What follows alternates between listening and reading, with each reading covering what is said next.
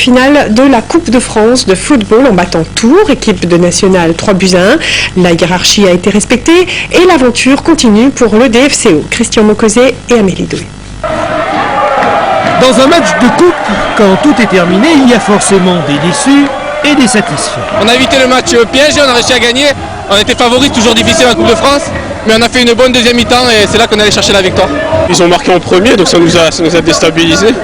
Après on n'a pas réussi à revenir, ils ont marqué un deuxième, bon, on a réussi à repousser après, on a eu quelques opportunités, mais bon ça n'a pas suffi quoi.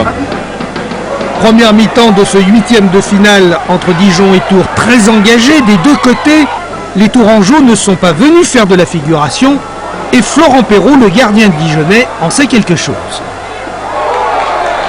À la pause, le tableau d'affichage est pourtant toujours vierge, mais c'est dès la reprise que les choses s'accélèrent. Schumacher met la pression sur la défense adverse et Charles Boateng, d'une frappe enroulée, va inscrire le premier but pour Dijon, son premier but à lui chez les professionnels.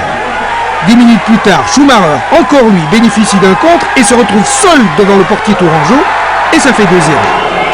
84e minute, corner pour Tours. L'arbitre juge qu'il y a faute sur Ndiaye, c'est le penalty que transforme Attic. Mais ce n'est pas fini, puisqu'à la 94e minute, le DFCO, par le pied magique de Schumacher, inscrit un troisième but et Dijon se qualifie pour les quarts de finale.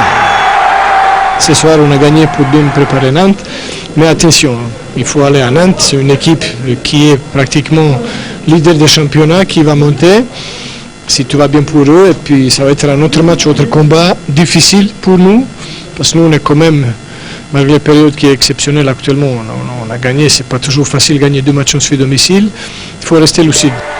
Dijon connaîtra son adversaire en quart de finale dimanche, match les 15 ou 16 avril.